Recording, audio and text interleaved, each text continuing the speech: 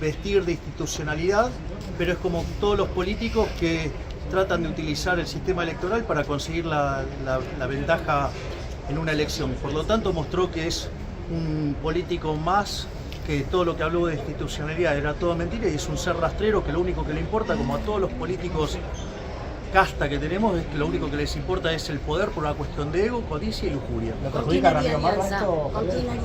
Pero esto no es un problema, no es el problema de a quién perjudica o no electoralmente. Es una cuestión de índole moral. Escuchó las recomendaciones. Javier, pero usted está diciendo que con Larreta no, que está diciendo lo que opina de Larreta, lo de Macri, pero con alguien va a tener que hacer alianza, digo, no se puede pelear con todos si quiere llegar a ser presidente. Voy a estar aliado con el pueblo argentino, con los argentinos de bien, con la gente que labura, con la gente que se gana el pan con el sudor de su frente, con la gente honesta.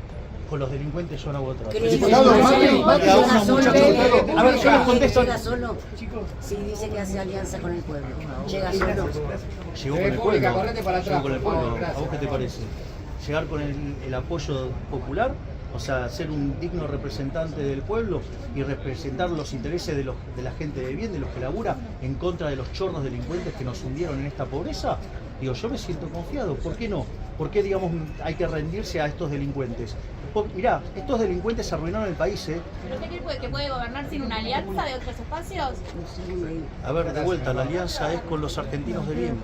Es decir, y si la casta política no se da cuenta que en Argentina ha habido un cambio de época, bueno, digamos, la gente se seguirá expresando. Y con Milei, hace minutos... Macri le estuvo dando recomendaciones. De vuelta, en lo que tiene que ver con los proyectos de ley, yo los voy a enviar. Si las distintas cámaras toman una posición de bloquear, combativa y estar de espaldas a las preferencias de los argentinos de bien, se harán consultas populares para que quede bien claro que están actuando en contra de los intereses de los argentinos.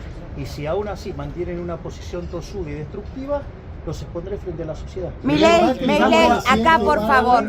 O sea, no voy a dejar de trabajar por terminar con la inflación. El único que les puede garantizar eso soy yo.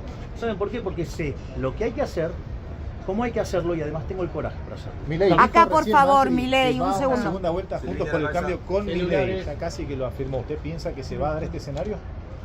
Nosotros estamos trabajando fuertemente para poder ingresar a la segunda vuelta. Nosotros creemos que sería una situación verdaderamente importante para el país, porque sería dejar en tercer lugar y mandar a la B al kirchnerismo, que es uno de los procesos políticos más nefastos de la historia argentina en democracia. Javier, el campo ha demostrado que es muy importante para el país. ¿Cuál es la propuesta más importante para el campo aquí en la rural, que es el centro del campo argentino? Mirá, nosotros estamos trabajando en lo que es unificar el mercado de cambios, porque cuando vos dolarices te va a quedar un único mercado, por lo tanto desaparece la brecha, y además estamos trabajando en la eliminación de las retenciones. Pensá que los ingresos del campo pasarían de 65 a 200, por decirlo de alguna manera. Se te multiplicarían más de 3 veces. Mirá si no es una política fuerte para impulsar el agro en Argentina. ¿Se puede gobernar sin retenciones? Sí, absolutamente. De hecho, fíjate esto. Si vos le pasás los ingresos de 65 a 200, vos tenés un delta de ingresos netos de 100, ¿no? Porque vos te ingresaron 100 y le cobraste 35. Hasta ahí vamos, porque vale la pena la cuenta. Entonces, ese delta de ingresos de 100, dado todos los costos, son todas más ganancias. ¿Y eso cuánto te lleva? El 35%, con lo cual lo que vos cediste de retenciones, se te incrementan impuestos a las ganancias, y en ese contexto, vos, en términos de ingresos, quedás neutro en el fisco agregado, ¿eh? Y después, una vez que vos haces eso, digamos, tenés una multiplicación de valor enorme adentro del sector, y eso evidentemente termina impactando en otras partes de la economía. Pero esto no impactaría en el mercado interno, en el consumo interno, el precio de la carne, el precio del pan, el precio de los... Están determinados en dólares, o sea, digo, lo que vos tenés que hacer es sincerar los precios. Cuando vos distorsionás los precios, el problema es que el sistema no funciona, y cuando el sistema no funciona, vos te terminás generando pobreza. Fíjate esto, vamos a hacerlo con un ejemplo. Vos, en la historia argentina, Argentina tiene Banco Central desde el año 35. Tuvo siempre controles de precios, ¿sí? salvo durante la convertibilidad. ¿Y cuál fue el único periodo donde no hubo inflación? Durante la convertibilidad vos tenés que dejar que los precios se expresen. Es decir, los precios lo que hacen, cuando vos ves un precio, en realidad es el reflejo de los intercambios voluntarios de los individuos, donde intercambian derechos de propiedad voluntariamente, y ese intercambio lo que genera es un precio, se llama un registro histórico, que es precio. Y ese precio es muy importante, ¿por qué? Porque es un mecanismo de transmisión de información, de coordinación y de ajuste. Y eso hace que funcione el sistema. De hecho, mirá, el comunismo, ese sistema criminal, mató a 150 millones de seres humanos. Si no hubieran sido por los mercados informales, hubieran matado más gente. O sea que usted está ratificando, Milei, usted está ratificando la convertibilidad. Usted está ratificando que quiere aplicar una convertibilidad. No, esto es mucho mejor que la convertibilidad, porque la convertibilidad los políticos ladrones te la sacaron. ¿Sabés que cuando se salió la convertibilidad, quizás ustedes no lo recuerden, algunos sean muy jóvenes, los billetes en esa época al costado decían convertibles de curso legal, y dejó de ser así. Vos sabés que eso en realidad era que esos precios estaban respaldados por dólares. Y en ese momento había 14.000 millones de dólares, que ajustado por la inflación americana hasta hoy, estás en torno de los 23, 24.000 millones de dólares. ¿Sabés que el día que hicieron ese cambio y salieron de la convertibilidad, los políticos ladrones nos robaron 24.000 millones de dólares? Mirá si no hay que avanzar en eso. Habló de recortes en el Estado. ¿Dónde haría esos recortes? Los recortes tienen que caer sobre la casta política, ahí es de donde roban los políticos. ¿Cuáles son las partidas? Pregunte por Radio Nacional, Nancy Pitela, por favor. Para adelante. Yendo a un sistema de iniciativa, perdón, es a lo que la cámara. Yendo a un sistema de iniciativa privada a la chilena, con los que son los way-outs a la peruana y los incentivos a la suiza. Ahí tenés 3 puntos. Después, lo otro que nosotros proponemos es eliminar las transferencias discrecionales a provincias y municipios, porque ese es un mecanismo por el cual el Poder Ejecutivo somete a gobernadores e intendentes. O sea, que se acaba esta historia de que tienen que ir y besarle el anillo al Poder Ejecutivo en la capital federal. Otra cosa que vos tenés que hacer es eliminar los subsidios económicos, pero hay que tener, esto no se puede hacer de cualquier manera. Ahí lo que hay que hacer se llama recalibrar la ecuación económica financiera del contrato. ¿Para qué? Para que mientras que vos recomponés el equilibrio económico financiero de las empresas del sector, el impacto en precios sea lo menos posible. Con la tarjeta porque no terminé con los ajustes. Todavía falta avanzar en la privatización de las empresas del Estado, ahí donde distintos mecanismos, y terminar con los privilegios de la política. ¿Qué haría con los medios públicos? Lo cierro. Radio Nacional, Tela, mi canal 7, cierra. Radio Nacional, Tela, mi canal 7, cierra. Derecho a la información. Que vayan y ganen en el mercado. O sea, pero no se tienen... quedarían ellos sin trabajo, por ejemplo. Eso es falso. Eso es falso. Sí, pero si cierran las empresas. No, eso es falso. ¿Me dejas que te explique qué es falso?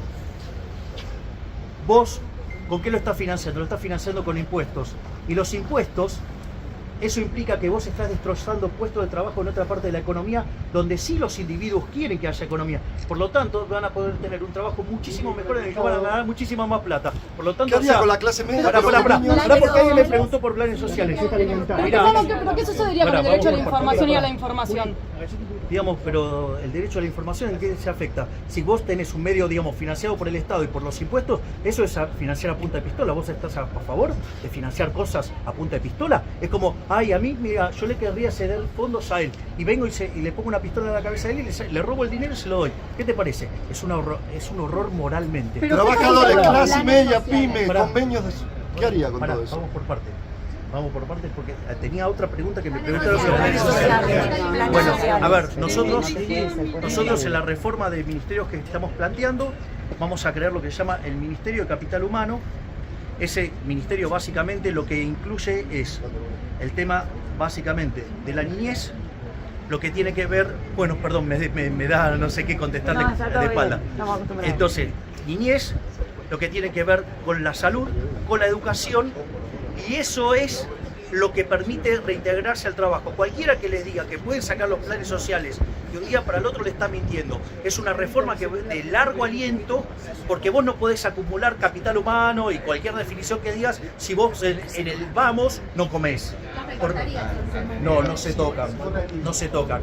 De hecho, nosotros solamente vemos que lo vinculado a los planes sociales no es que vos los vas a sacar, la gente los va a dejar por el progreso fenomenal que se van a generar con la reforma de primera generación, que tiene que ver con la reforma del Estado, de bajar el gasto público, de bajar impuestos, de desregular, de flexibilizar el mercado laboral hacia adelante para no perder derechos adquiridos. ¿Un shock que habló Mauricio Macri hoy, no? ¿Coincide con el diagnóstico del expresidente? ¿Un shock para el próximo gobierno? Bueno, Dios, yo soy el abanderado del shock. Digamos, cuando todos defendían el gradualismo, el único que hablaba de shock era yo. O sea, y la evidencia empírica está de mi lado, porque desde el 52 en adelante todos los programas gradualistas terminaron mal y los programas de shock, todos, salvo el del 59, todos fueron exitosos. Y el más exitoso de todos fue el de la convertibilidad, por ejemplo. ¿Cómo está viendo las tensiones? ¿Cómo está viendo las Las voy a eliminar, ya dije que las elimino. ¿Cómo las eliminás? Ya expliqué cómo las elimino y cómo se generan los ingresos compensatorios para que el fisco no quede descompensado. Eliminando el Banco Central, ¿se puede? Sí, absolutamente, salvo que quieras tener inflación para que los políticos te roben 30.000 millones de dólares por año. ¿Cómo está viendo? Acomodate, que estamos muy laburando. No. ¿Por qué? Porque el balotaje con Larreta abre la posibilidad de que vuelva el kirchnerismo, porque en el fondo, digo, Larreta es kirchnerista de buenos modales, hasta piensa igual, si dice que va a bajar la inflación controlando precios, o sea, bien estatista, bien colectivista, le gusta la obra pública, o sea, no tiene diferencia, o que cree que la inflación es problema de los monopolios. Eso sería muy interesante, porque si la segunda vuelta es con Bullrich, quiere decir que los argentinos hicieron un clic hacia el lado correcto. Por lo tanto, no es una cuestión que yo miro electoralmente. Yo lo miro en términos de que Argentina se ponga de pie y vuelva a ser un país grande como el que, digamos, soñaron nuestros padres fundadores. Por el cambio, pero ¿usted la veía venir? Por eso, estas tensiones por las candidaturas en el la veía venir. A ver, los problemas de un sector, digamos, el problema del sector, no mío. Lo que sí yo siempre manifesté, que con los radichetongos, que con la coalición cínica y con las palomitas tibias no se pueden herir a ningún lado, porque, digamos, en el fondo son kirchneristas de buenos modales y además se caracterizan por ser tan corruptos como los kirchneristas y ser básicamente tan inviables como los kirchneristas, pero son peores porque son hipócritas. Entonces, son inviables, o sea, abrazan el modelo decadente de Argentina. ¿Quién es tu ministro de Agricultura? Y en realidad Agricultura es una secretaría adentro de un Ministerio de Economía, porque yo estoy hablando de 8 ministerios. ¿Pondrías al presidente de la Rural como ministro de Agricultura, como eso más? No tendría ningún problema porque tengo una excelente relación con ellos. Javier, usted se acerca. No me contestó, Javier, lo de los convenios, los trabajadores, la clase media, ¿qué haría? Mirá, fíjate esto, nosotros estamos haciendo una propuesta de flexibilizar el mercado laboral hacia adelante, para no vulnerar principios, para no vulnerar derechos adquiridos. Y eso, vos fíjate, porque esto es muy interesante, porque hoy eso te permitiría tener un seguro de desempleo en aquellos países donde hay este esquema, hay mucho más empleo, hay mucho remuneraciones mucho más altas. Y vos fíjate esto, porque cuando vos mirás los números del mercado laboral, los que están trabajando en el mercado formal del sector privado están clavados en hace 11 años en 6 millones de puestos de trabajo. Qué interesante, tenés 8 millones afuera, mirá todo lo que tenés para ganar y nada para perder. ¿Patricia Bullrich es la candidata con la que más se identifica del resto de los candidatos?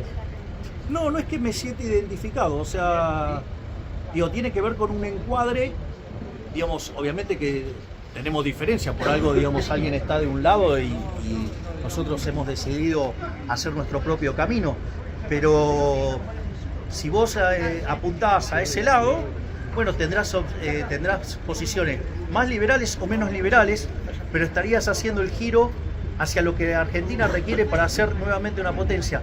A ver, recordemos esto, cuando Argentina abrazó las ideas de la libertad en el año 1860, con la Constitución de Alberdi y las modificaciones propias de cuando se anexó la provincia de Buenos Aires, de ser un país de bárbaro en 35 años nos convertimos en la primera potencia mundial. Y todos los que hacen las reformas pro mercado, les fue bien. El caso exitoso, más reciente, ¿cuál es? El de Irlanda. Es decir, ¿sabe qué? No hay que inventar nada. Esto dejó de ser un milagro, esto solamente se está tratando de aplicar lo que dice la evidencia empírica. ¿Y saben cuál es mi especialización en economía? Crecimiento con y sin dinero. Sé cómo se hace crecer una economía y sé cómo se termina la inflación. Así que les propongo que sigan a la libertad avanza, porque no solo vamos a exterminar la inflación, sino que vamos a generar un proceso de crecimiento virtuoso que en 35, 40 años nos va a convertir en una potencia mundial. Muchísimas gracias. No lo he visto, no tengo información, perdón. Gracias.